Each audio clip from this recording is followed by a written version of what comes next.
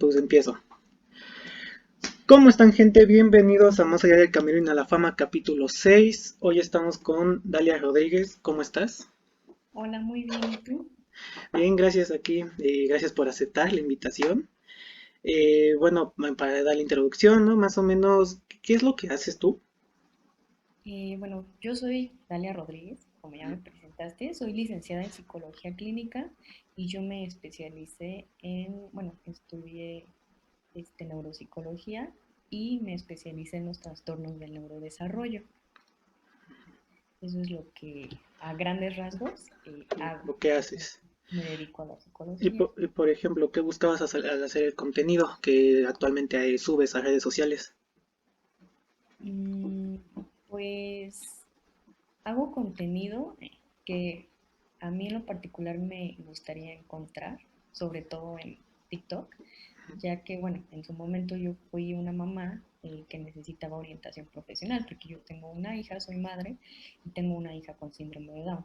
Entonces, pues yo creo este contenido que a mí me gustaría encontrar y también porque me gusta como concientizar a las personas, me gusta ayudarlas, orientarlas de la misma manera en que su tiempo yo necesite como respuestas.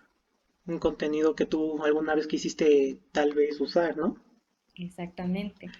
Y pensabas llegar a la cifra que tienes, porque, por ejemplo, yo te encontré en TikTok con un video de 6 millones más o menos y tienes los 400, casi el medio millón. ¿Tú pensabas llegar a esa cantidad? Mira, sinceramente no me imaginé la cantidad de personas que me irían siguiendo, ni sobre todo las personas que irían solicitando mi ayuda profesional, ¿no? Este, Esto ha sido como poco a poco, ha ido creciendo y yo no lo veo tanto como seguidores, sino yo lo veo como una comunidad que está creciendo. Una comunidad, por ejemplo, que tiene preguntas, que tiene dudas y que mi canal pues les ha ayudado a resolverlas. De hecho, pues muchas personas me mandan mensajes diciendo que han encontrado el problema de la conducta de sus hijos y que les gustaría como un seguimiento, un diagnóstico, una evaluación. Y pues lo más bonito de esto es que yo también aprendo de las personas, ¿no? Porque uno como profesional nunca deja de aprender y bueno, luego me hacen preguntas en las que yo me tengo que poner también a investigar sobre el tema, si es que deseo seguir ayudando a las personas y me da gusto que mi canal pues sea como un medio para poder llegar y concientizar a la gente. También vas conociendo como diferentes tipos de personas, ¿no? Que al final no todos son iguales. Exactamente. Y por ejemplo, para darle entrada a lo que me estabas comentando, lo que estudias, por ejemplo, ¿qué es la neuropsicología? La neuropsicología, en términos un poquito psicológicos, es una disciplina, una especialidad que parte de la psicología clínica, pero es una fusión entre la neurología y la psicología.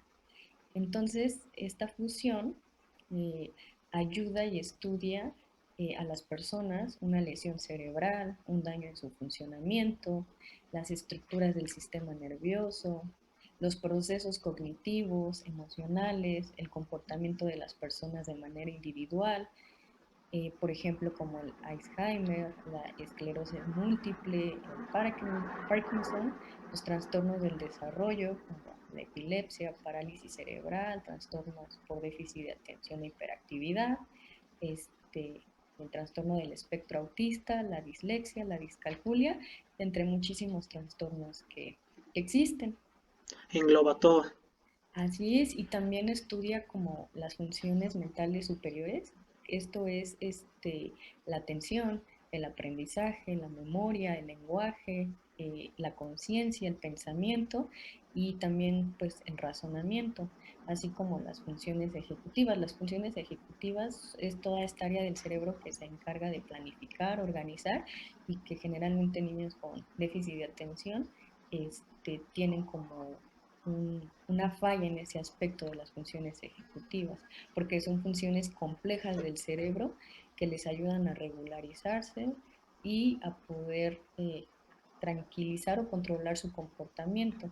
Entonces, bueno, eso es lo que hace lo que es la neuropsicología. Y dentro de la neuropsicología, lo que hacemos los neuropsicólogos, pues nosotros evaluamos, hacemos diagnósticos, rehabilitamos y tratamos a las personas y orientamos mucho a sus familias y les damos un proceso, un seguimiento para poder ayudarlos. Y por ejemplo, hablando de esto, ¿no? Que al final engloba todas estas características que me estabas comentando. Por ejemplo, también vi que pones en tu descripción de Instagram que también eres, bueno, la neurolingüística, como lo iba a comentar aquí, pero ¿qué diferencia hay? Porque me dices que engloba esto, pero creo que al final no es lo mismo. No, sí es muy diferente porque la neurolingüística estudia sí también, por eso lleva la parte de neuro, estudia los mecanismos del cerebro que facilitan el conocimiento, la comprensión, pero se enfoca en el lenguaje, en la adquisición del lenguaje, ya sea hablado, escrito o de otras maneras. Entonces la neurolingüística va a ser como esta relación que existe entre el lenguaje y el cerebro, su estado de ánimo interno y estos circuitos neuronales que se activan en las personas cuando se están comunicando. También lo usamos en terapia para ayudar a los niños en su proceso de lenguaje, porque cuando tienen como un trastorno o alguna dificultad, a veces les cuesta comunicarse. Entonces, también la neurolingüística ayuda, les ayuda a que puedan aprender a comunicarse y se les enseñan técnicas para que lo logren. Ok, y por ejemplo, ¿por qué decidiste estudiar esta carrera? Porque como me comentabas, pues comenzaste a hacer el contenido porque pues te hubiera gustado aprender eso, lo de tu hija y así, pero ¿por qué decidiste estudiar esta carrera? Porque sí llega, o sea, como me lo estás comentando, yo sí la estoy viendo muy compleja porque tienes que aprender todo lo que conlleva, pues estos como, ¿cómo decirlo? Trastornos, por así decirlo, tal vez, ahorita pasamos a eso, pero ¿por qué decidiste estudiar esto? Mira, a mí me interesó estudiar esta carrera, una por motivos, y esa es la más importante en mi caso, que fue un motivo personal. Y específicamente sí fue por mi hija, porque como te comenté, ella nació con síndrome de Down.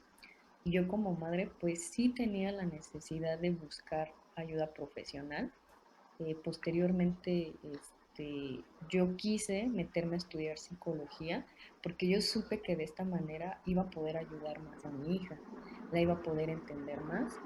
Y después yo quise como especializarme, o sea, no solamente como quedarme en la psicología, porque en la psicología te enseñan como solo lo general, pero sí tienes que especializarte, bueno, si tú lo quieres, y en mi caso sí fue así. Y entonces esta parte de la neuropsicología, como ya te lo expliqué anteriormente, pues estudia más a fondo los trastornos y en este caso quise entender pues el trastorno o el síndrome de Down en mi hija. No es trastorno, es un síndrome. Y entonces yo quise entender el síndrome de Down y fue como una de las mayores, este, el mayor deseo por el que yo quise adentrarme. También porque, bueno, ya como eh, parte complementaria, pues yo tengo el deseo de poder pues orientar y ayudar a muchos papás, porque pues yo estoy en los dos lados. Por ejemplo, soy madre que necesita ayuda terapéutica y profesional, pero también, o sea, yo como madre sé que busco en un terapeuta y como profesional sé que necesita una familia, ¿no? Una madre, cómo puede ser orientada. Entonces estas dos partes se complementan y también fue por lo que yo decidí estudiarlo. ¿Y crees que es importante para la humanidad, para la gente? Porque como estamos hablando, ¿no? Pues tú ya lo viviste, lo estás viviendo y podemos decir que sí puede llegar a haber mucha confusión. Y sí es muy importante esta carrera, esto para lograr guiar a la gente.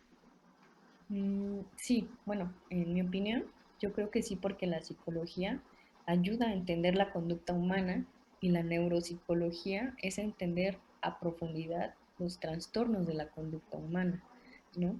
Entonces, o sea, a mí me interesa, yo creo que a la humanidad le puede interesar o a las personas le puede interesar porque es importante preguntarse por qué una persona puede llegar a trastornarse o en su defecto investigar porque una persona nace con autismo, nace con TDAH, nace con síndrome de Down, o porque una persona se puede volver esquizofrénica, depresiva, ansiosa. Entonces, hasta la fecha, los investigadores siguen estudiando el cerebro y cada día pues se descubren cosas nuevas. Por ejemplo, hace poquito salió la noticia de que se descubrió un nuevo tratamiento para el Alzheimer en el Instituto de Neurociencias en Grenoble y descubrieron recientemente que el citoesqueleto de las neuronas están implicadas en esta enfermedad y por ende esto va a ayudar a mejorar y a dar mejores tratamientos y medicamentos y beneficiar así la vida de muchísimas personas que lo padecen. Entonces yo creo que, o sea, la, la psicología, la neuropsicología es un campo que ayuda a mejorar el estilo de vida de muchas personas. ¿Y te transmite algo hacerlo? Mm, Bueno, en lo personal yo soy una apasionada de la neuropsicología y me encanta. Y por ejemplo, mi carrera me transmite mucho conocimiento, aprendizaje y entender, me ayuda a entender a las personas y también me ayuda a entenderme a mí misma, conocerme más y sobre todo me da una enorme satisfacción el poder ayudar a personas que lo necesitan, como a niños, como a madres, etcétera. Poder guiar. Y entonces, por ejemplo, y por ejemplo, tú, yo, bueno, viendo tus cuentas, perdón, veo que, o sea, te enfocas más en los niños, pero obviamente también te enfocas en adultos, en familias, madres y así.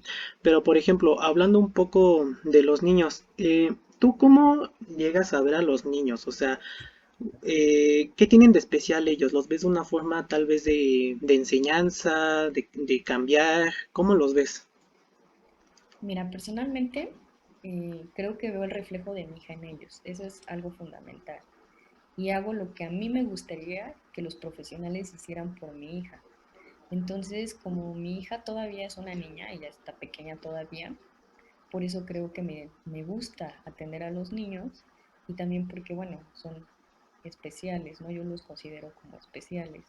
Y siendo muy sincera, me gusta trabajar con los niños porque hay una frase que me gusta mucho a mí y esta es, bueno, dice así, es más fácil criar a niños fuertes que reparar a adultos rotos, ¿no? Entonces esta frase para mí es muy significativa porque, por ejemplo, los niños generalmente son más vulnerables, más inocentes y su mente apenas se está desarrollando.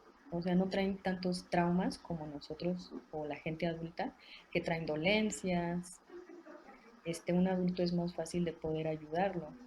Este, no, más difícil de poder ayudar al adulto porque, como te mencionaba, ¿no? Ya trae una historia de vida y difícilmente, pues a veces quieren como modificarla o a veces no quieren comprometerse. No en todos los casos, pero sí es más complicado porque ya traen eh, traumas, ¿no? Ya traen heridas, entonces traen huellas de su infancia, pues que muchas veces ya los marcaron y ya es como más difícil poder ayudarlos.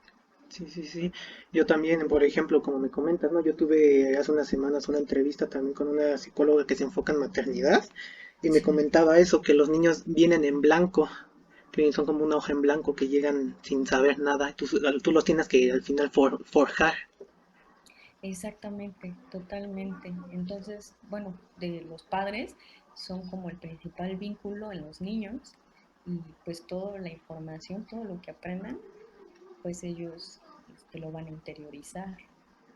Y por ejemplo, ¿cuál es la forma manera de forjar el carácter? Porque por ejemplo, obviamente, como me comentas, pues muchos, bueno, los adultos llegan con esas heridas de alguna, pues de esas crianzas que hubo antes de malas, golpes, insultos, pero por ejemplo, la forma correcta y como siempre debe y debió ser es la buena de confianza, amor y respeto.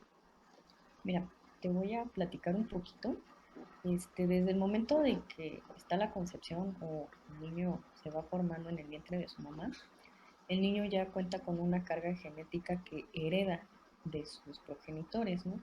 Esto va a determinar, pues, sus características orgánicas, o sea, le va a ir dando poco a poco como una lo va a ir formando, le va a ir dando algunas cualidades.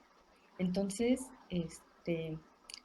lo que heredan los hace reaccionar de una forma distinta en su contacto con el ambiente que los rodea, es decir, ellos ya van a ir teniendo un temperamento y este temperamento simplemente lo van a empezar a mostrar en la infancia. Entonces la personalidad de un niño se empieza a formar desde el momento en el que él se da cuenta que es una persona totalmente autónoma y diferente a sus papás. Entonces, como a los 8 meses de vida y a medida que va creciendo el niño, él va teniendo experiencias y va descubriendo su mundo y de esta manera va aumentando su sentido de su ser y se va afianzando poco a poco su personalidad. Entonces puede ser que sea un niño alegre, un niño introvertido, o sea, ya empiezan a ver un poco de rasgos, pero conforme va creciendo los va a ir afianzando. Y por ejemplo, hablando de esto, ¿no? ¿Qué diferencia hay entre corregir y fortalecer por el hecho de que, por ejemplo, vi una publicación tuya en Facebook que decía, no es, o sea, corregir, bueno, yo más o menos lo interpreté así, no sé como tú, pero por ejemplo, corregir es más como ser estricto con él, a fortalecer, a dejar como que dejar que se equivoque y dejar que él crezca. ¿Qué diferencia hay entre corregir y fortalecer? Mira, bueno, desde mi punto de vista, como tal, no hay como una diferencia, porque tú puedes corregir de una manera respetuosa para ayudar y fortalecer el autoestima de tu hijo. Por ejemplo, a esto que yo te estoy mencionando se le puede llamar también como una parentalidad positiva o una crianza respetuosa. Y pues yo no sé si tú sabías, pero existen diferentes tipos de crianza, ¿no? Está como, voy a hablar un poquito sobre ellas, que es como el estilo autoritario, pues en este tipo de crianza, pues los padres son muy exigentes y muy firmes, o sea, su exigencia es muy elevada. Entonces es un estilo en el que no se le deja al niño o a la niña desarrollar su autonomía y el padre siempre es muy autoritario. Entonces se le exige demasiado y el padre siempre se impone, ¿no? El estilo permisivo, este estilo de crianza en los niños, está en el extremo contrario en cuanto a la exigencia y la firmeza. Entonces los niveles de exigencia y firmeza, pues no hay, son inexistentes. Y el niño necesita reglas para saber qué es lo que se espera de él o ella, pero en un estilo permisivo, pues todo le es permitido. Entonces está hasta el extremo. El estilo democrático, pues yo creo que es el más sano y es el más estable. Este va a ayudar al niño porque le va a ayudar, es como el término medio entre este y este. ¿Por qué? Porque los padres aquí sí validan las emociones del niño, sí fortalecen su autoestima, sí se comprometen en ayudarlos y sí los refuerzan. Entonces es el estilo donde valido tus emociones y te escucho, te entiendo, me preocupo por ti. No soy exigente, pero sí te exijo, ¿no? Entonces como el equilibrio. Y bueno, está el estilo negligente o indiferente, que también es, no lo recomiendo para nada, porque son padres y madres que se desatienden, que no brindan contención a los niños y no les exigen mucho, pero tampoco muestran afecto y delegan como el cuidado de sus niños a terceras personas. Por ejemplo, pueden dejarlos todo el día en la escuela y ahí que se queden. Ya cuando llegan a casa les ponen la televisión. Ok. Y por ejemplo, hablando de esto, ¿no? Por ejemplo, al final, como tú me comentas, el estilo democrático, que dices que es como el más, acá, el del intermedio, pues al final van a, como cualquier padre va a cometer algún errores, son humanos. Pero podemos decir que al final hay que dejarlos ser niños, dejarlos ser libres. Sí, claro, los niños aprenden jugando y ese es el estilo de crianza o la crianza que yo más recomiendo, de los niños que sean libres, pero con una responsabilidad, o sea, con un padre que esté atrás, que los contenga, que valide sus emociones, que esté con ellos, que los ayude. Entonces, mientras el padre esté al pendiente, los niños pueden ser libres, pueden jugar, pueden soñar, pueden imaginar y esto les va a ayudar muchísimo.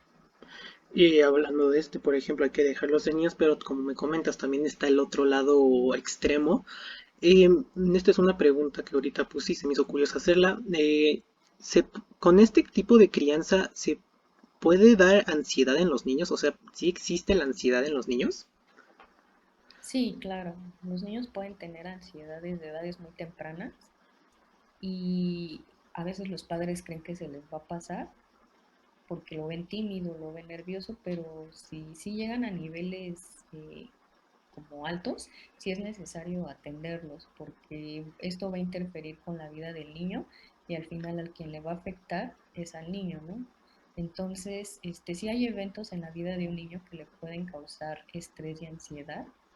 Por ejemplo, algunos ejemplos que yo te puedo dar es la pérdida o la muerte de un ser querido, el divorcio de los papás, cambios importantes en la vida del niño, como mudarse o irse a otra ciudad, antecedentes de algún tipo de abuso, exigencia académica por parte de los padres o los padres que te comentaba que son exigentes o autoritarios, los miedos, las fobias, la depresión o tristezas muy continuas, que estén en un ambiente de toxicidad.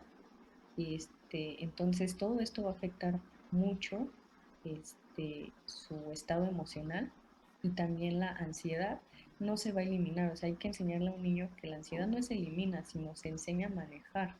Entonces nosotros brindamos algunas técnicas y métodos que van a ayudar a que un niño pueda manejar esa ansiedad, pero también es muy importante el ambiente en el que él vive. Y también y a la larga puede causar, bueno, a la larga también a ellos, a los niños les puede dar bueno, puede causar mucha incertidumbre y duda en ellos, ¿no? Tanto personal como en general alrededor de ellos. Exactamente. Sí, sobre todo en el autoestima. Y por ejemplo, hablando de esto, ¿no? Cómo se terminan forjando diferentes niños con diferentes tipos de crianza. Esta pregunta se me hace curiosa hacerla. ¿Que el niño malo se hace o nace? Mira, hay que entender que el niño aprende imitando, observando la conducta de los adultos. De ahí vamos a partir. El niño va a aprender a imitar las actitudes de los adultos que le rodean. Y lo va a hacer de un modo a veces que no es consciente el niño, simplemente lo va a imitar porque lo ve, lo hace. Entonces, eso va a dejar una huella importante y, bueno, mucho más importante de lo que nosotros podemos imaginar. Entonces, mencionando los estilos de crianza, si el niño tiene una madre tóxica, una madre golpeadora, una madre gritona, una madre histérica, una madre, bueno, madre y padre, ¿no? Enojona, poco paciente, que siempre dice malas palabras, obviamente el niño va a imitar estas acciones porque los niños son el espejo de los padres. Entonces, la hostilidad se aprende, la falta de empatía se aprende, se interioriza. Entonces, hay algo que a mí me hace mucha curiosidad porque los asesinos seriales, si tú te pones a investigar su historia de vida de cada uno de ellos, todos, absolutamente todos, tienen algo en común. Y es que en su infancia fueron niños maltratados, fueron niños violentados, fueron niños abusados y solo repitieron los patrones que ellos aprendieron, porque solamente esto se aprende. Entonces, hay un ejemplo en YouTube que es muy famoso del caso de la niña Beth, la niña psicópata, no sé si has oído de ella. Ella en su corta vida pues ya fue diagnosticada con psicopatía, pero es una niña que al escuchar su historia de vida pues sufrió abuso físico, abuso psicológico y bueno, como yo te mencionaba, este, esto ella lo aprendió, ella no podía mostrar, no podía dar algo que ella no vio, porque la niña comenta, pues es que a mí me hicieron esto y yo aprendí eso. O sea, yo nunca supe que es una muestra de cariño. Hoy lo dice, hoy ella ya es una conferencista y se dedica de hecho a hablar sobre el abuso infantil, pero ella dice, yo no daba lo que yo no tenía y como yo no había tenido amor ni una muestra de afecto, pues yo aprendí a ser una niña muy hostil, muy agresiva, ¿no? Entonces, este es un ejemplo de que son conductas aprendidas, la maldad, por así llamarlo, y entonces, pues, los adultos tenemos mucho que ver en esto. Y por ejemplo, podemos decir que la responsabilidad es del adulto, porque como comentábamos, el niño viene en blanco, es una hoja en blanco que al final se termina forjando. Al final la responsabilidad sí es del adulto, sí es del padre o la madre. Sí, el vínculo, sobre todo el vínculo, el tipo de vínculo y el tipo de crianza que le dieron. Porque si es un padre que no se pone a sanarse a sí mismo, que no se repara, que no trabaja, pues entonces solo va a mostrarle al niño eso, hostilidad, abandono, agresividad, maltrato, abuso. Entonces sí tiene que ver bastante el vínculo que tienes con tu mamá, con tu papá, para que tú aprendas a hacer eso. Y esta, bueno, como me comentabas, ¿no? Cómo llega a funcionar la mente de los niños, se llega, y esta toxicidad que me comentabas, se llega a dar esta manipulación y control extremo al niño, ¿no? Así es. Sí, totalmente. Y, por ejemplo, ¿cómo, como me comentabas, ¿no? Se lo repiten mucho en los padres y todo, pero los niños se forjan, o sea, ¿dónde es donde más se terminan forjando? ¿En la escuela, en la casa o lo terminan aprendiendo solos?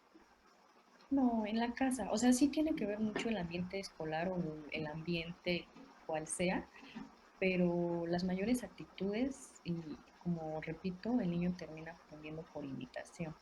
Entonces el niño aprende generalmente en un ambiente familiar, en un ambiente de casa. Y, o sea, por ejemplo, ya en la adolescencia que estás como en busca de tu identidad, pues sí llegas a aprender cosas externas como de la escuela, ¿no? Pero ahí estamos hablando de que el adolescente está buscando esa identidad y quiere pertenecer a, o está buscando su personalidad, por así llamarlo. Entonces, pues sí, o sea, si el grupito le pide tal cosa, pues sí lo puede aprender a hacer o X o Y, pero en un niño sí el adulto tiene que ver. Y ahorita como me comentaba todo esto, todo el mundo puede estudiar esta carrera porque, por ejemplo, ser comprensivos, amar y ser amados, ser empáticos con los niños o con quien vayas a tratar, todo el mundo puede estudiar esta carrera. Sí, cualquier persona que desee aprenderla, estudiarla, la puede ejercer y puede estudiarla sin ningún problema. Y, por ejemplo, pasando a otros temas, ¿no? Porque también tu cuenta se caracteriza mucho, pues, de hablar como me comentabas, ¿no? De trastornos, síndromes, tal vez enfermedades. Por ejemplo, vi una publicación también tuya en Facebook y Instagram que decía la diferencia entre enfermedad, síndrome y trastorno, pero más o menos, obviamente no podemos decir, la enfermedad es esto cuando no es enfermedad. ¿Qué diferencia hay entre estas tres como palabras más usadas?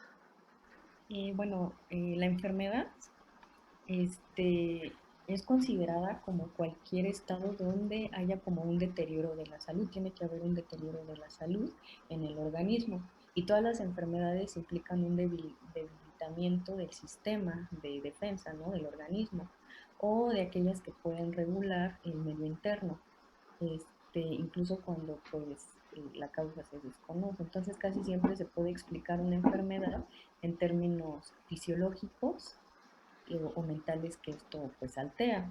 Un síndrome muchas veces se confunde con una enfermedad, pero no es una enfermedad, no es lo mismo. Aunque el síndrome puede presentar signos y síntomas que pues sí manifiestan juntos, se manifiestan juntos, no siempre se puede relacionar con una enfermedad, porque la palabra síndrome se refiere al conjunto de síntomas que definen o caracterizan a una persona o es el conjunto de una condición que se puede manifestar en un sujeto y que puede tener causas conocidas o no. Por ejemplo, el síndrome de Down es un síndrome que tiene una condición, o sea, por ejemplo, la persona nace genéticamente diferente y tiene rasgos diferentes que lo hacen ser diferente, ¿no? Y sí, o sea, sí puede haber movilidad. ¿Qué quiere decir esto? Que una persona con síndrome puede tener una enfermedad, pero el síndrome de Down como tal no es una enfermedad, solo es una condición de vida. Y, por ejemplo, los trastornos se pueden ver como un problema de conducta o psicológico. Cuando hablamos de conducta, pues incluimos todo lo que son los pensamientos, los sentimientos, las sensaciones y emociones que tienen, y que están recogidas bueno, o sea, que tiene que ver mucho con esta estabilidad mental y que se tienen que trabajar porque influyen en nuestro estado y en nuestra felicidad. Entonces, esa sería como la diferencia entre una enfermedad, un síndrome o un trastorno. Y por ejemplo, ¿cómo es la manera, qué es lo correcto al dirigirse a una persona, pues que tiene algunas ciertas características? Porque, por ejemplo, como me comentas, ¿no? O sea, por ejemplo, alguien con un síndrome puede tener una enfermedad, pero no le quita lo del síndrome. Y, por ejemplo, ¿cuál es la manera correcta de dirigirse tal vez a cierto tipo de personas aquí? Porque todos confunden tal vez está retrasado, es un síndrome.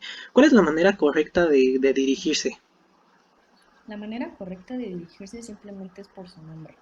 O sea, no tiene por qué o sea, cuando hacemos un diagnóstico simplemente es un diagnóstico para saber de dónde partir, pero yo creo que hay tanta falta de desinformación o no, la gente no está tan concientizada en este aspecto que es fácil decir, ese niño es autista, ese niño que él tiene síndrome de Down o simplemente es Down. Entonces ahí tú estás haciendo referencia, las personas están haciendo referencia a su condición o a su síndrome y no a su persona. Entonces por eso es importante que sea Manuel, que sea Jorge, que sea Valeria, no importa si tiene autismo, no importa si tiene TDAH, no importa si tiene TLP, no importa si tiene depresión, no importa si tiene ansiedad, es una persona como cualquiera de nosotros que merece ser llamada por su nombre y tratada como cualquier otra persona. No hay que tratar, bueno, que no hay que tratarlos como si fueran de verdad especialitos y tampoco usar las palabras de forma despectiva. Exactamente, así es. Y por ejemplo, todo esto que me comentas, llega a ser mental todo, pero también puede llegar a ser físico. Tal vez, por ejemplo, en la parte biológica, cuando nace, también puede darse en lo físico. Sí, así es. Hay algo que se llama comorbilidad, y la comorbilidad quiere decir justamente eso, que por ejemplo hay una persona que puede tener TDAH, eso es totalmente mental o del cerebro, pero eh, también puede tener, no sé, ¿no? Algún tipo de enfermedad, o por ejemplo en el autismo, hay niños que son autistas y tienen síndrome de Down, ¿no? Entonces puedes tener las dos cosas juntas, puedes tener una afección fisiológica como una afección mental, entonces sí puede ir de la mano como también ir totalmente independiente. Y por ejemplo, yo lo que veo mucho en tus cuentas es algo como que tú lo, in- tú no, tú lo transmites de manera de que puede llegar a ser normal. Por ejemplo, hay que criarlos de manera diferente o simplemente, como comentábamos, dejarlos ser y tal vez guiarlos otro poco o darles otro pequeño apoyo, pero no hay que, bueno, para ti, hay que criarlos diferentes, tal vez. Se tienen que educar y criar igual que a cualquier otro niño, con la única diferencia de que esa personita tiene una condición, punto.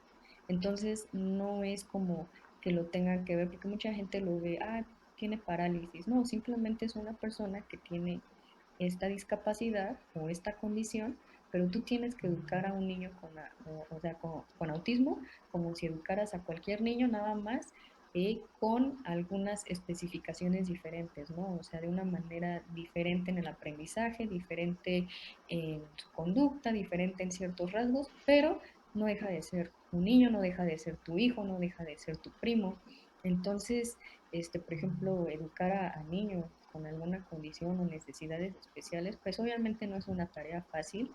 Es preciso siempre estar bien informado sobre el tema, sobre el trastorno y contar con herramientas que te permitan acercarte al mundo interior del pequeño, del niño, para así ganarte su confianza y poder ayudarle mejor. Desgraciadamente, pues no existen estrategias infalibles para educar a un niño con autismo, ya que puede ser como contraproducente, ¿no? Entonces es importante que cada familia vaya creando sobre la marcha o sobre sus posibilidades, pautas educativas, teniendo en cuenta el grado pues de severidad si se llega a tener, mente, así como las áreas que pueden estar como más afectadas y el nivel de desarrollo que ha alcanzado el niño. Entonces es importante mucha estimulación también. O sea, hay que tratarlos como, no hay que tratarlos como retrasados, simplemente ser niño normal, ¿no? Como por ejemplo todo entre comillas, al ponerlo así, esos términos. Exactamente. Y por ejemplo, ahorita que me estabas también comentando de que pues todo puede llegar a ser mental y físico. Por ejemplo, moviéndonos un poco al tema de mental, en la depresión que me acabas comentando que también te dedicas un poco a eso. Eso, porque por ejemplo, no podemos hacer nada cuando es algo, un tema biológico, o sea, pero en estos casos de depresión, de ansiedad y así, ¿puede llegar a ser causado por uno mismo? O también es responsabilidad del tutor o quien esté a su alrededor? Mira, se tiene que entender que los trastornos son una condición. O sea, ¿qué quiere decir eso? Es como, tiene que ver mucho lo genético. O sea, hay que verlo. Aquí ya no es como tanto el estilo de crianza, etcétera, etcétera, que sí tienen que ver los factores ambientales, pero aquí ya es como más genético. Estamos hablando de algo que ya viene como precargado en o sea, se puede pasar, ¿no?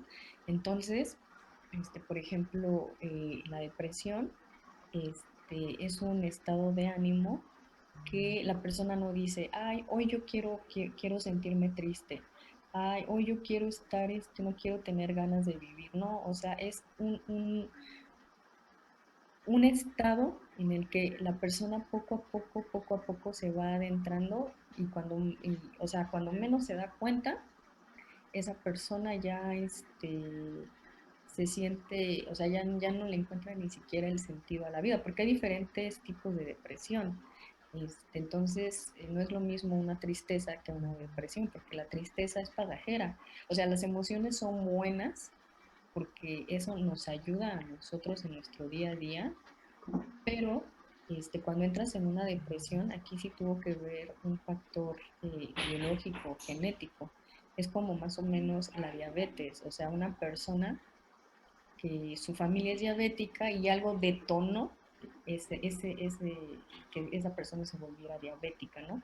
Entonces igual acá, o sea, generalmente es un factor genético y algo detona esa depresión y entonces la persona sí es necesario que vaya con un profesional de la salud porque es importante saber el nivel de depresión. Entonces, dependiendo el nivel de depresión en el que tú te encuentres, tienes que ser atendido. Obviamente, el trastorno depresivo mayor es la depresión más severa en el que sí puede llegar un suicidio, ¿no? Entonces, sí es importante que se atienda a tiempo y que la persona trate de buscar ayuda, ¿no? Porque muchas veces no buscan ayuda porque se sienten deprimidos, pero como familiares sí es importante ayudarle. Y por ejemplo, yo también comento mucho eso, ahorita que lo comentaste. A veces con la desinformación que comentas, se llega a confundir, ¿no? Como comentaste, confundir mucho la depresión con la tristeza. Así es. Por ejemplo, ¿por qué lo llega a ver mal la gente? Por el hecho de que, por ejemplo, una, pues llega a este punto de la depresión que no llega a entender la gente, no lo llega a comprender porque no lo vive cada quien en su cabeza. Pero, por ejemplo, ¿por qué lo llega a ver mal tanto estos trastornos mentales como trastornos físicos? Porque aunque queramos cambiarlo, mucha gente ve el síndrome de Down o cualquier síndrome como muy, de una manera como comentábamos, despectiva. ¿Por qué crees que se da esto, aparte de la desinformación? Bueno, uno es la desinformación y dos es la concientización y tres pues puede incluir también como la indiferencia, o sea, como no es algo que les sucede a ellos, pues simplemente no es algo que me incumba. O sea, yo también lo pongo como en algún momento yo no sabía que era el síndrome de Down hasta que llegué a tener a mi hija y me tuve que informar, o sea, la necesidad de tener que informarte. Entonces, mientras las personas no tengan esta necesidad de querer informarse, pues no lo van a hacer, obviamente, ¿no? Entonces se va a oír feo quizás, pero a veces es más fácil como vivir en la ignorancia, ¿no? decir, ay, el Down, ¿no? O ay, los mongolitos, ay, los retrasados, y quedarnos en ese punto sin saber que no, que son personas que también merecen ser incluidas, que porque si estuviéramos, o la gente o las personas les interesara ser más incluyentes o poder entender más todo este mundo de la psicología, de los trastornos, entonces pudieran ayudar más y pudieran incluirlos más. Entonces yo creo que no solo es la desinformación, sino también la indiferencia y también o sea, esta falta de necesidad pues, que no hay, ¿no? Entonces yo pienso que estos son algunos factores que pueden haber. Y estas, como comentábamos, estos términos despectivos y que la sociedad no entiende. Estas podemos poner etiquetas, bueno, sí podemos ponerlo como etiquetas. Puede llegar a la larga a afectar a un niño como a un adulto. Un niño como a un adulto. O sea, bueno, para empezar yo creo que no se debe de etiquetar. Y si se llega a etiquetar, que al final sí lo terminan haciendo las personas, bueno, no todas, sino algunas, pues sí, el niño crece con baja autoestima o va creciendo con baja autoestima y obviamente repercute en la vida adulta porque te vuelves una persona totalmente insegura, totalmente antisocial, no te gusta socializar con la gente, crees que te van a juzgar, crees que no te van a entender.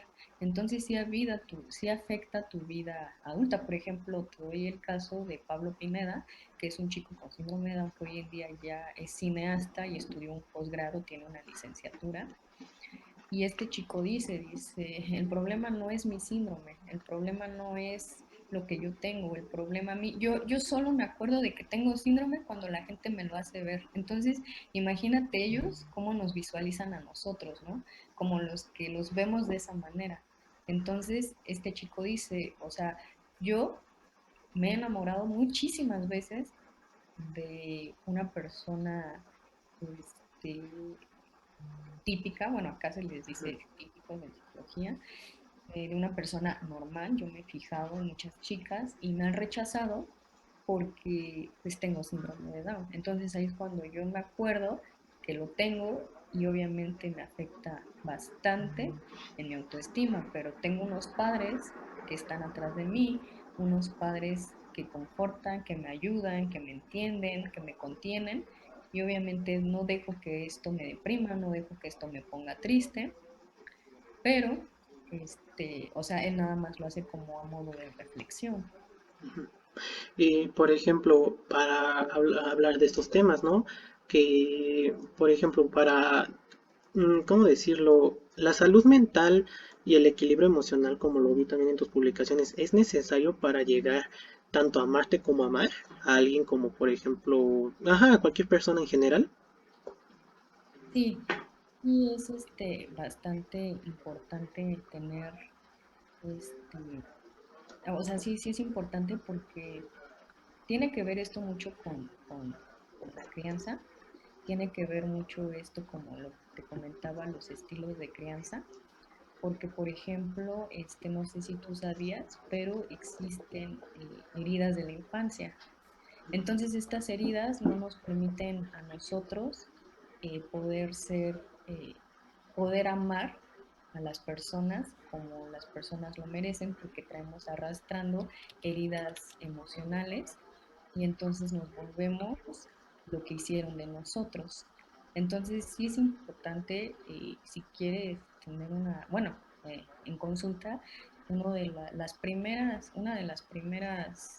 este, necesidad de consulta es eso, que no pueden tener una relación estable con su pareja porque se proyectan en ella, ¿no? O la idealizan demasiado. Entonces son muchísimos factores por los que no pueden amar correctamente a una persona porque no han podido trabajar en ellos mismos, ¿no? Entonces, por ejemplo, está el miedo a la traición, ¿no? Y esto, por ejemplo, lo proyectan porque en su infancia hay padres que no cumplieron promesas o no brindaron protección cuando se esperaba o les mintieron.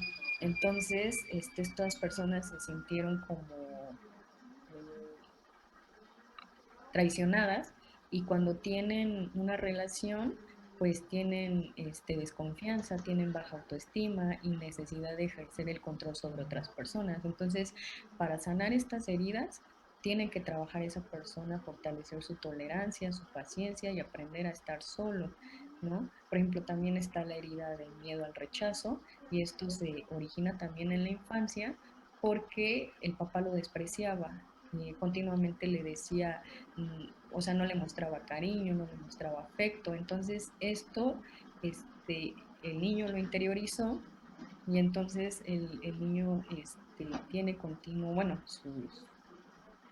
cuando tiene una pareja, pues entonces no se siente como valorado o puede no, o sea, tiene que tener una necesidad constante de reconocimiento o de aprobación y, por ejemplo, no le puede uno criticar porque esta persona esto le genera sufrimiento por lo mismo, por el tipo de crianza que tuvo. También está eh, la herida, que es otra, miedo a la humillación.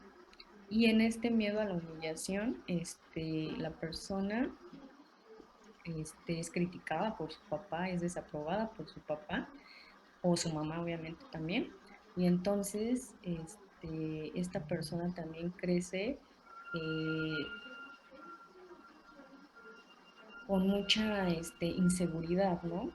También está el miedo a la injusticia y bueno, estas son las últimas dos, que es el miedo a la injusticia y el miedo al abandono. Entonces esta persona también tiene como una falta de capacidad para poder entablar un diálogo con la otra persona, incapacidad para poder tener una opinión diversa, siempre quiere ganar el poder. ¿Por qué? Porque sus papás fueron fríos, fueron autoritarios y entonces el niño siempre quiere ser perfeccionista porque se acuerda que solamente así podía complacer a papá o a mamá, ¿no?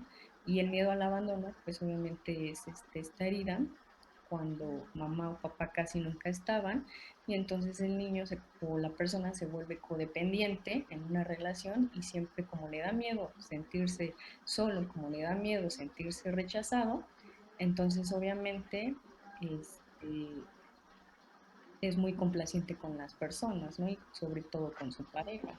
Entonces, bueno, esto sí afecta bastante nuestra forma de amar. Y todo esto llega a ser solo mental, se llega a solo llegar a ser psicológico. Sí, sí, todo esto psicológico y también pues en acciones, o sea, eh, hay personas que no pueden demostrar eh, pues su sentir, entonces sí tiene que ver también. Y por ejemplo, hablando de todo estas, ¿no? De todas estas heridas que luego al crecer la gente no sana, como dices, ¿no? Lo terminan retratando tanto en sus parejas como en sus hijos. Pero podemos decir que al final el peso de esas heridas de los adultos, o sea, ese peso cae sobre los niños. Sí, ¿por qué? Porque tú repites patrones. Entonces, hay una frasecita que dice que lo que no se sana se repite. Entonces, es una cadena interminable de generación en generación en el que yo cuando crezca voy a hacer y hasta lo haces inconscientemente porque me ha tocado en terapia. Es que yo no le quiero gritar a mi hijo, pero le grito. Sí, porque mi mamá me gritaba y así. O sea, como no nos enseñan a ser madres, no nos enseñan, no hay un manual como tal de cómo ser madre, tú terminas ofreciendo lo que tú recibiste. Entonces, si tú te acuerdas que tu mamá te gritó cuando no te obedecía, yo le voy a gritar a mi hijo, yo le grito a mi hijo. Entonces ya es necesario trabajar porque es un patrón que se va repitiendo mientras alguien no lo corte. Y en este caso tienen que ser los adultos. Y hablando de este patrón, por ejemplo, también puede caerle el peso a los niños que, como comentábamos, tienen algún trastorno o algún síndrome por el hecho de que, a pesar de que no tengan una herida, se va transmitiendo esto y al fin podemos decir que él crece porque su familia decía no te juntes con esta gente o son raros, por así decirlo. También se puede llegar a esto, ¿no? Tratarlos como diferentes a los niños con síndrome porque también se fue transmitiendo así a pesar de que no tengan una herida. Exactamente, sí, fue lo que se les enseñó. Entonces es muy importante uno como padre también concientizarse de las condiciones de las demás personas para poder eso enseñárselo a los hijos. este, es lo que yo recomiendo. Y por ejemplo, más o menos hablando de esto, ¿no? Que le cae el peso a los niños y luego ellos se llaman como, podemos decir, la peor parte. Por ejemplo, mucha gente, y tocamos también el tema de depresión, lo ve mal o ve forma de burla, y más cuando son niños, y que me comentabas que sí se puede llegar a dar la ansiedad en ellos. ¿Se puede también llegar a dar la depresión? En niños, Ajá. sí, también la depresión se puede dar en niños, e igualmente se puede dar por un ambiente tóxico, porque el niño ha estado en un constante estrés. El niño primero va a empezar con tristeza, pero si esto no es atendido o no es visto por los padres, el niño va a empezar a mostrar síntomas de depresión, y también la depresión en un niño pues es difícil. Una vez que caes como en el trastorno como tal de depresión, ya es muy difícil, o sea, sobre todo en los niños, sí se puede tratar, se puede ayudar con métodos, con técnicas, con terapias, pero aquí sí también tiene que ver mucho como la crianza de los padres. Entonces, lo importante aquí es fijarnos en las conductas de nuestros hijos para poder ayudarlos. Y por ejemplo, hablando, pues dices que se puede tratar, y me acuerdo ahorita que estaba viendo pues, tus TikToks y todo, alguien te había puesto si se puede llegar a curar y tú comentabas que no. ¿Es por este hecho de que no es lo mismo un trastorno que una enfermedad? Exactamente, porque es una condición de vida. O sea, los trastornos no se pueden curar. ¿Por qué? Porque no son una enfermedad. Y cuando entendemos que no es una enfermedad, sino es una condición, algo genético, algo que está dentro de ti, de una manera en la que tienes que trabajarlo, entonces lo vas a poder tratar. Este, Cualquiera de estos sí tiene que ser por medio de ayuda terapéutica, porque sí, mucha gente piensa que hay, incluso, ¿no? Hay hasta personas que abusan de esta vulnerabilidad y venden pastillas milagrosas o venden cosas para que te van a curar el TDAH, te van a curar el autismo, etcétera, pero pues, o sea, eso es falso. Eso simplemente tienen que acudir con un terapeuta para que les ayude y les dé actividades, les dé recomendaciones, los oriente y así puedan ayudar a su hijo. Y hablando de esto, ¿no? Que el trastorno y la enfermedad no es lo mismo. ¿Qué diferencia hay entre el TDAH y el autismo? Porque tampoco son cosas similares, son cosas muy completamente diferentes. ¿Qué diferencia hay entre estas dos?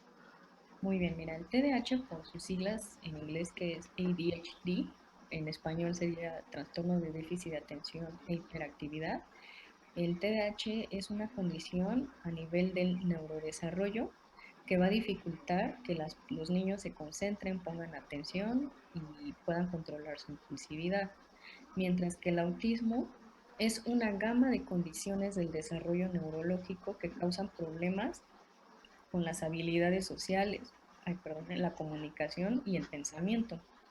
Entonces tienen comportamientos repetitivos ay, y tienen conductas como, por ejemplo, las conductas son muy diferentes en los dos, que sí puede existir, como te mencioné, la comorbilidad. ¿Qué quiere decir esto? Niños que tienen autismo y TDAH, pero para saber diferenciarlas, en el TDAH, por ejemplo, al niño se le olvidan las cosas, se distrae con facilidad, parece que no escucha, tiene dificultad para seguir indicaciones, es propenso a berrinches, tiene crisis emocionales, problemas para organizarse, etcétera, etcétera, ¿no? Porque son muchos o sea, los síntomas para poder diagnosticarlo. Y por ejemplo, en el autismo, el niño no te ve, o sea, evita el contacto visual, el contacto físico, tiene generalmente un retraso en el lenguaje. No quiere decir que en el TDAH no existe este retraso del lenguaje, pero es más frecuente en niños con autismo, no hablan, no repiten, repiten frases continuamente, esto se le llama ecolalia, y tienen crisis emocionales debido a las dificultades de su procesamiento sensorial. También tienen ansiedad, tienen frustración, tienen dificultades, como ya te había dicho, en la comunicación, se molestan con cambios de rutina. Entonces, estas son como algunas de las bueno, de varias diferencias entre el TDAH y el autismo. Y por ejemplo, el TDAH, lo vi también tus publicaciones, se puede, bueno, al no sanar las heridas, como comentábamos en muchos adultos, el TDAH puede darse también en adultos, ¿no? A veces podemos decir que el rol del, o sea, a veces el adulto toma el rol del niño, por a veces por así decirlo, ¿no? Exactamente. Sí, también en el adulto se puede diagnosticar el TDAH y ya no se nota tanto en la impulsividad es más propia del niño, pero en el adulto, por ejemplo, siempre se le olvidan las cosas en el trabajo, no indica, no tiene, no recuerda las indicaciones de su jefe, es muy desorganizado, tiene problemas en sus relaciones, está muy ansioso, está muy estresado. Entonces, estos pueden ser síntomas de un adulto que tiene TDAH y también es necesario que se diagnostique para que lo pueda ir tratando. Y por ejemplo, esto puede afectarles más que a un niño por el hecho de que, por ejemplo, estamos hablando de un adulto. Un niño, pues como decimos, viene en blanco, tú lo forjas, pero al final puede crecer en sus primeros años sin tanta preocupación. Pero, por ejemplo, esto del TDAH, la depresión y así, puede llegar a afectarle más a un adulto que a un niño. A un adulto que a un niño, yo creo que no, o sea, iba a decir que sí, pero yo creo que no, porque, o sea, es que depende, o sea, si el adulto hace este trastorno, o sea, una vez que te diagnostican, yo como mamá no tengo la paciencia, pues obviamente sí vas a afectar a tu niño, pero si tú como papá te informas y lo ayudas, pues entonces no puedes afectarle, porque tiene que ver mucho, mucho quién te apoye en la infancia. Y si no te apoyan, entonces vas a crecer siendo un adulto con TDAH y pues te va a afectar, pero te va a afectar porque vas a tener dificultad en muchas cosas de las que hagas. Entonces es muy importante pues tener este apoyo multidisciplinar. Y también puede caer peso en ellos, ¿no? Sí, Y por ejemplo, al hablar de esto, ¿no? Que el bueno, llega a ser un adulto, ya podemos decir que a veces este hecho, pues como comentábamos, la sociedad a veces no lo entiende, se lo llegan a guardar. Podemos decir que el adulto, a pesar de que tienen estos trastornos, eh, pues por eso lo retratan en la pareja o en los niños por no poder curarlo, pero pues llegan a, crecen perdón, y se olvidan de que alguna vez fueron niños, ¿no? Se sienten, ellos se sienten como comentaba, se sienten el niño, se sienten débil, ¿no? así exactamente. Hay algo que se le llama en psicología el niño interior y este niño interior, si tú lo olvidas, o sea, todos llevamos un niño interior, pero muchas veces si tuviste, volvemos a una crianza muy difícil, tu subconsciente va a enterrar esas vivencias hasta lo más profunda de tu mente. Entonces tú creces y no quieres acordarte de, o sea, no quieres saber de lo que te hacía tu mamá, de lo que te hacía papá, de cómo te criaron, entonces creces como puedes y lo reprimes. Entonces cuando, o sea, todo lo que se reprime en algún momento tiene que salir, pero sale de la peor manera, puede salir de maneras muy de, difíciles, por así decirlo, por ejemplo, en el alcoholismo, en la drogadicción, o sea, en este tipo de cosas mm, sale, porque tiene que salir, ¿no? Lo que está reprimido. Entonces sí es importante trabajar el niño interior y sí es importante, bueno, esto igual en terapia se va tratando, se va ayudando y vas ayudándote a ti a poder tener una autoestima más fortalecido. Y después poder entender al niño, ¿no? Bueno, recordar que alguna vez tú también fuiste niño. Exactamente. Y por qué luego no llegan a sanar? Porque bueno, tocamos este tema de que pues lo llegan a reprimir, pero lo llegan a guardar también, bueno, no lo llegan a sanar por el resentimiento tal vez. Exactamente, todo lo que no se sana, este, pues sí termina afectando, pero sí el resentimiento, la frustración, la falta de aceptación de nuestras emociones, hace que nosotros no trabajemos en nosotros mismos. Y Pues, por ejemplo, hablando de todo esto, ¿no? Bueno, de cómo se termina, pues, esparciendo todo, se termina de generación en generación, como comentábamos. ¿Tú cómo ves? O sea, tal vez no son cosas buenas o malas, pero por ejemplo, como le hacen llamar, ¿no? Entre comillas, generación de cemento, lo ponemos. ¿Tú cómo ves qué tanto ha llegado como a afectar pues a sí, a las generaciones que les vamos siguiendo? La generación de cemento, pues bueno, lo que yo pienso es que la generación de cemento, bueno, a esta se le conoce así porque son personas que nacieron entre el 95 y el 2010. Y bueno, dicen que sus principales características son estos hábitos de consumo, su comportamiento social y digital.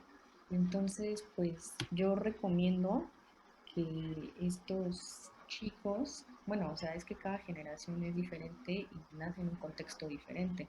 Entonces es importante entender ese contexto para entender el comportamiento y así poder ayudar en cada persona su conducta. Y por ejemplo, ¿tú cómo ves esta generación de cristal? Por el hecho de que, por ejemplo, estamos viendo que, bueno, como le hacen llamar, ¿no? Generación de cristal. El hecho de que, por ejemplo, hablando también con personas y así me dicen que, bueno, hay gente que los apoya por el hecho de que quitan esas etiquetas, esos hechos de que alguna vez fueron malos. ¿Tú cómo ves esta generación que tal vez puede dar el cambio a este tema que pues tocamos de no poner etiquetas o no tratar diferente a gente con trastornos o síndrome? ¿Tú cómo ves esta generación? ¿Tiene buenos cambios? ¿No tiene buenos cambios? Yo creo que la generación, entre más concientizada esté, pues mejores cambios van a haber. Y claro, o sea, lo veo en mí, no es lo mismo una mamá, y lo he visto, porque habían mamás que escondían a sus hijos porque tenían una enfermedad, y pues así lo llegaban a hacer.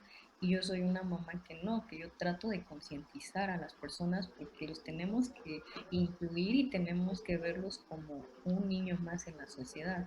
Entonces, este tipo de cambios de paradigma son muy importantes y si esta generación realmente hace ver que son niños como cualquier otro, pues sí, realmente van a lograr concientizar a otras generaciones.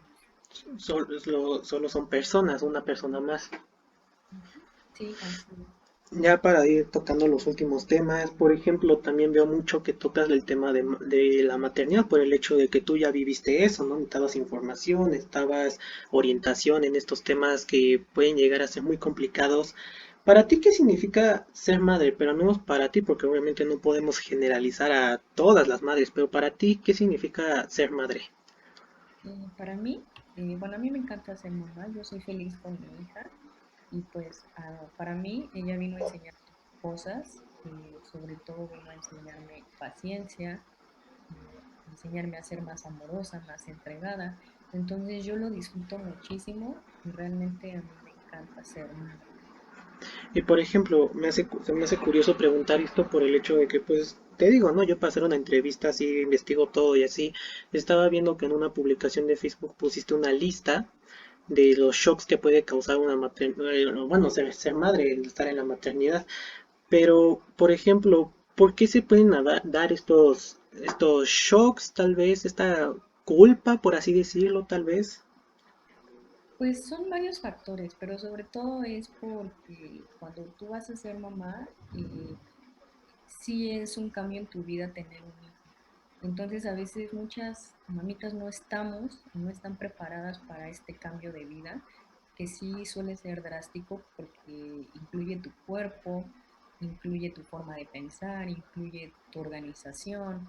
Entonces esto pues sí llega a representar a veces un olvido de ti misma para poder estar viendo por otra personita. Entonces esto puede ser como algo a veces incómodo para algunas mamás o no incómodo, pero sí cansado, ¿no? La maternidad a veces sí llega a ser un poco cansada, pero el amor, bueno, en mi caso, el amor y la entrega lo solucionan. Y llegamos a esto, ¿no? De no importa si tiene síndrome de Down o no importa que tiene un trastorno o algo, al final tú eres la madre y lo vas a terminar amando, ¿no? Exactamente. Bueno, en mi Pero, caso, bueno, ajá. sí, en mi caso, yo me encanta. ayudar a mi hija, ayudarla a ser independiente y irla poco a poco integrando en la sociedad. Y llegan a darse, bueno, pues, pero aún así terminan llegándose esos cargos, ¿no? Pero bueno, ese como peso tal vez, pero ese peso lo termina llevando con amor, ¿no? Exactamente. Y ya, por ejemplo, ya para entrar en los últimos temas, para ir acabando, pues si eres una cuenta bastante, si eres una cuenta bastante grande, la verdad, con 400.000, en Facebook tienes creo que los casi 50, entonces, pero al pues hacer unas cuentas pues, medianamente grande, te han llegado las críticas, te han llegado el hate? Sí, eso pues obviamente nunca falta.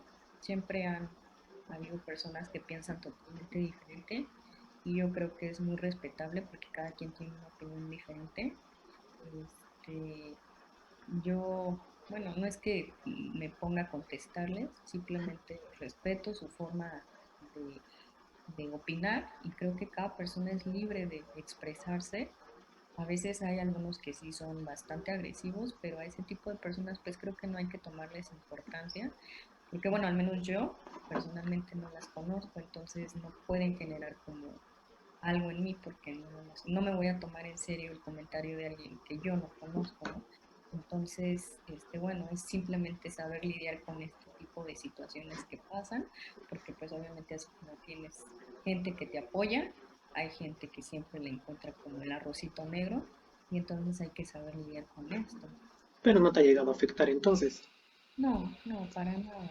Y por ejemplo, esta pregunta siempre la hago al final por el hecho de que quiero conocer, no se lo hago a todos, pero por ejemplo, ¿tú cómo ves esto del creer contra el saber? Porque, por ejemplo, no es lo mismo que tú sepas, que tú estudias y tú sabes cómo funcionan las cosas, a, por ejemplo, el hate que te llega de, ah, no, yo creo que es así porque a mí me lo enseñó mi tío.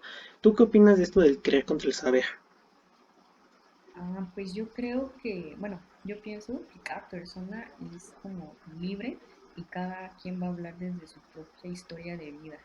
Entonces, es como bueno, no sé si has visto una imagen del número 6 en el que una persona ve un 9 y otra persona ve un 6.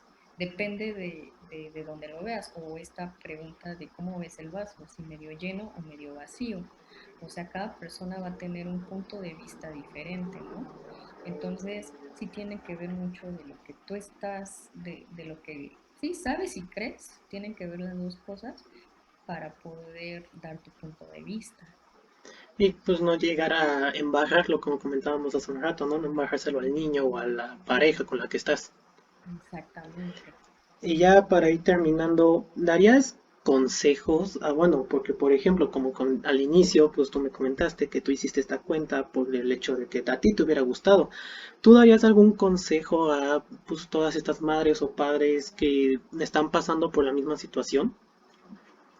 Sí, yo, bueno, como psicóloga y como persona, como Dalia, este, les diría que pues tienen que, bueno, tener algún diagnóstico no quiere decir que ya está por sentado algo, sino simplemente es un punto por donde empezar.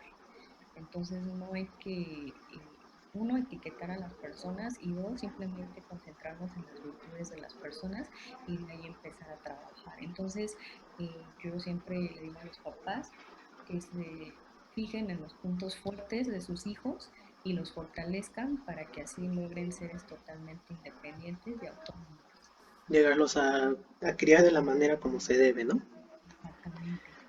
Pero bueno, ya no te quito más tiempo. Ya aquí con este episodio terminamos. Muchas gracias por aceptar, de verdad. Estuvo bastante padre y nos vemos en el próximo capítulo. Bye.